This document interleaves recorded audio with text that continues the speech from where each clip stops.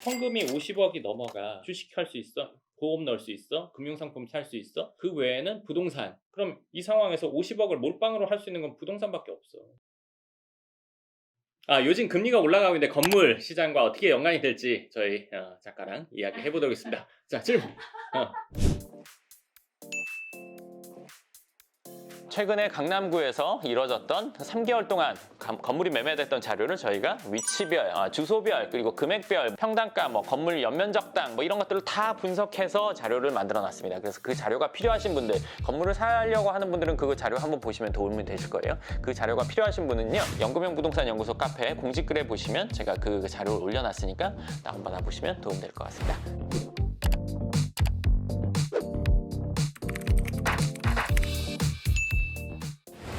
아니 금리 오른다는 얘기는 어. 계속 있잖아요. 그리고 그치. 지금 미국이 2번 남았고 여전히 맞아. 우리나라 1번 남았고. 맞아. 근데 거기서 두 가지 의견이 있어요. 뭐? 어떤 사람들은 사실 원래 돈 있는 사람들은 이때가 기회다. 또 어떤 사람은 이제 분명히 대출이자 못 내서 그리고 나올 거다. 어떻게 보세요? 자, 그러면은 지금 그 얘기는 건물을 살려는 사람들의 얘기잖아. 근데 이 얘기를 뒤집어서 생각을 해본다면, 뒤집는다는 게, 너가 만약에 건물이 있어. 금리 올라가면 팔 거야? 어떻게든 잡고 있을 건데. 그치. 근데 이게 참 재밌는 게 뭐냐면, 살려고 생각하는 사람들의 입장에서만 생각하면 금리가 높아지면 건물 나올 것이다. 그리고 금리가 높아지면 예를 들어서 건물 가격 떨어질 것이다 라고 생각을 하잖아. 이 입장에서의 기사나 이 입장에서의 의견만 있단 말이야. 근데 건물 갖고 있다고 생각하니까 바로 말이 달라지네. 강남에 건물을 갖고 있어. 너가 만약에 100억짜리 있어. 금리가 2배가 됐다고 쳐. 이거 팔까?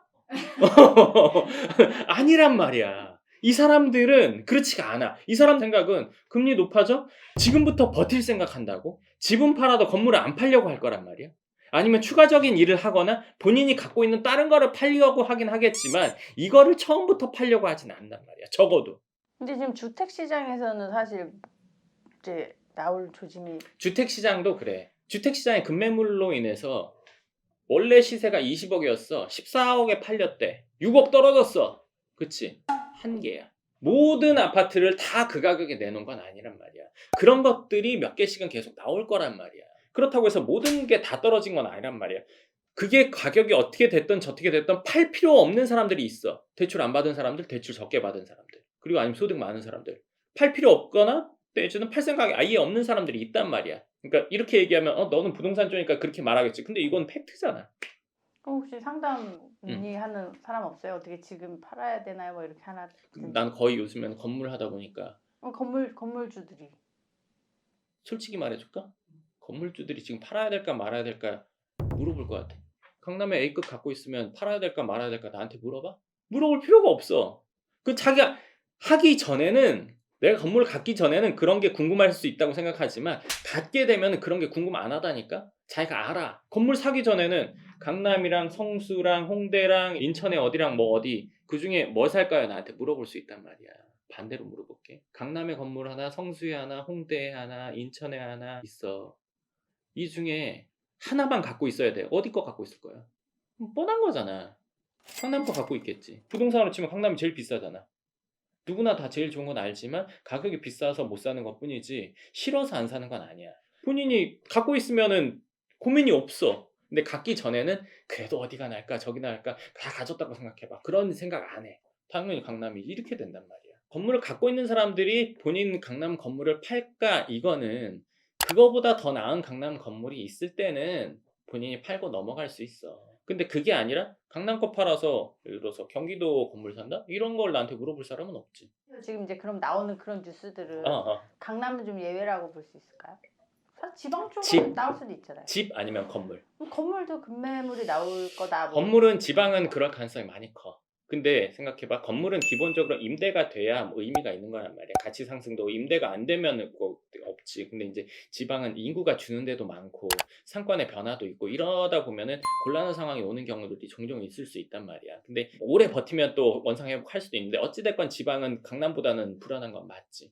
명백한 사실이지. 근데 강남의 경우에도 아파트 같은 경우는 지금 뭐 떨어지는 경우도 있잖아. 뭐 낮은 가격에 거래되는 단지들이 있잖아. 근데 또 이 와중에 최고가를 경신하는 단지들도 있단 말이야. 그럼 이 산 사람들이 영끌했는데 지금 감당이 안 되는 데가 어디냐의 차이인 거지. 그런 사람이 많냐 적냐의 차이라고 난 생각을 해.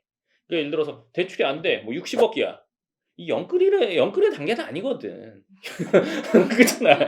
60억을 영끌을 해서 된다? 그럼 이 사람 그냥 부자인 거야.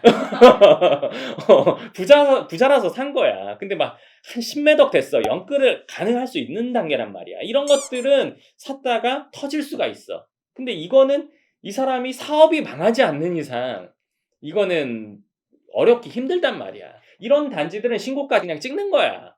근데 이런 쪽은 큰매 나올 수 있어. 자, 건물은 전국을 놓고 봤을 때 제일 높은 데 강남이잖아. 서울, 강남.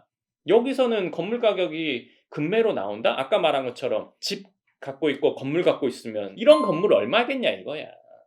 간단히 말하면 건물 같은 경우도 마찬가지로 15억짜리 건물, 뭐 25억짜리 건물 그럴 수 있어. 근데 100억 넘어가는 건물을 산 사람들이 그런 상황에서 금리가 올라가서 금매로, 물론 본인 사업이 망해서, 그러니까 부동산 경기랑 상관없이 본인이 망해서는 나올 수 있다고 봐. 근데 그렇지 않으면 누구나 다 건물을 지금, 너무 웃긴 게 나한테 오는 분들, 상담 오는 분들은 건물을 다 사고 싶어 해. 금리가 높아진다는데 사고 싶어 해. 언제 사면 좋냐 이거야. 이런 분들이 많아. 건물가 언제 내려가기만 하면 사겠다 이거야. 근데 갖고 있는 사람들은 언제 싸게 내놓을까요? 물어보는 거야. 본인은 사고 싶은데. 수요는 있는데 이 갖고 있는 사람들이 언제 싸게 내놓을까요? 누가 망하지 않을까요? 이거를 보고 있는 거야. 난 망하면 바로 들어. 이런 사람들이 많은데. 이게 좀 이상한 거지. 이 영역에 있는 사람들은 이미 보통의 이 영역이랑은 좀 차이가 나요. 자산의 규모에 있어서. 애초에 강남 건물을 살 수 있는 여력이 되는 사람들? 이렇게 이야기하면 그렇지만 일반적인 직장인은 애초에 접근이 안 돼. 그럼 기업 임원? 웬만한 기업도 접근하기 어려워. 사업? 웬만큼 해서 안 돼. 어느 정도 이상 단계가 넘어가야 돼. 한 달에 5천만 원 버는 거 갖고 안 돼. 강남 건물 사는 거. 그 이상 버는 사람들이야. 훨씬 더. 그러면 이미 자기보다 훨씬 더 앞선 시간에 그런 상황이 돼서 건물을 산 사람들이 금리가 높아지는 거 본인들은 감당하고 살려고 하는데 이 사람들은 감당이 안 돼서 내놓을 것이다? 이게 이빨이 맞기 힘들지. 그렇기 때문에 금리 올라가는 영향 받는 사람들이 있는 건 있지만 그렇게 사람들이 생각하는 것처럼 전체적인 시세가 막 떨어져가지고 이렇게 된다. 이렇게 되기는 어려울 것 같아. 만약에 진짜 그렇게 강남이 만약에 나온다 그러면 거의 우리나라가 이제 그렇게 봐야 되나? IMF 때는 그랬어요? IMF 때는 건물값도 뭐 예를 들어 부동산값 다 떨어졌으니까 그때 산 사람들은 다 돈을 엄청 벌었지. 내가 생각하는 이건 뭐 경제학적으로 맞다 틀리다 그건 잘 모르겠어. 근데 내가 현장에서 느끼는 거는 경제 이게 팍 오면은 유동성이 쉬운 거는 영향을 바로 받아. 예를 들어서 주식이라든지 뭐 이런 것들은 바로 받는데 부동산은 한참 뒤에 받더라고. 그 영향을. 가격이나 이런 것들이. 예를 들어서 경기 어려워졌다고 한 지가 언제야. 근데 부동산가가 계속 올랐어. 이제사 뭐 아파트가 뭐 저가 예를 들어서 낮은 것들 거래되는 거 요즘에 좀 있잖아. 이건 좀 늦더라고. 근데 그 와중에 경기가 회복되면 얘들은 다시 그냥 올라가더라고. 지금 금리에 대한 얘기가 많아가지고 강남 건물도 영향이 있을 거다라고 언론에서 나오긴 하는데 소장님이 보시기에는 어떻게? 영향이 있다? 없다? 영향이 나는 많지는 않다. 미미하다. 개인의 상황에 따라서 다른 거지 금리에 따라서 건물 가격이 막 이렇게 움직이기는 어려운 상황이 이미 된 것 같아. 이게 하나 더 얘기해 준다면 현금이 50억이 넘어가면 할 게 없어. 투자로. 현금 50억 있어. 뭐 할 건데? 아니 근데 현금 50억이라는 게 갑자기 뭔가 상속을 빡 받지 않는 이상 내가 이렇게 야금야금 모아가지고 1억 모아 2억 모아 이렇게 해서 만들 수 있는 돈은 아닌데. 꾸준히 모아서 되는 돈일 경우도 있고 그 이제 십몇 년 동안 모은 분들이 있어. 그분도 되게 드문데 있어. 두 번째, 상속받은 경우도 있어. 세 번째, 갑자기 사업이 잘 되는 경우. 또 하나 경우, 회사에서 스탁옵션 같은 거 받은 경우. 이런 경우가 있어. 갑자기 목돈 받은 경우, 생긴 경우. 그럼 이 상황에서 할 수 있는 거는 주식 할 수 있어. 보험 넣을 수 있어. 금융상품 살 수 있어. 아니면 뭐 집 살 수도 있어. 집은 근데 웬만하면 이런 경우는 대부분 있어. 그러면 그 외에는 부동산. 이런 금융상품 아닌 부동산이라고. 갑자기 비트코인 하거나 이렇진 않아. 그럼 이 상황에서 50억을 몰빵으로 할 수 있는 건 부동산밖에 없어. 다른 거는 예를 들어서 금융상품 이런 거는 쪼개서 넣을 수는 있지. 근데 건물은 그게 50억이나 500억도 가능하니까. 5천억도 가능해. 여기서는 그 정도 목돈이면 거의 부동산에 귀결되지 다른 걸로 이렇게 되지는 않지. 이 얘기를 왜 했냐면 과거보다 돈이 많은 사람들의 비율이 더 많아지고 있어. 이 부익부 빈익빈이 훨씬 더 심해져. 뭐 10명이 벌던 걸 1명이 벌다가 이제는 30명이 벌던 걸 100명이 벌던 걸 1명이 버는 그런 상황이더라고.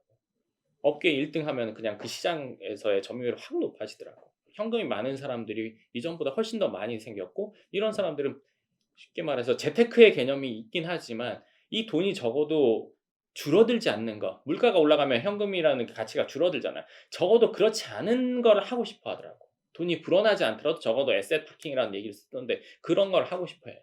그거에서 안정적인 걸 찾다 보니까 강남에 있는 건물 쪽으로 오게 되는 경우가 많은 것 같아요.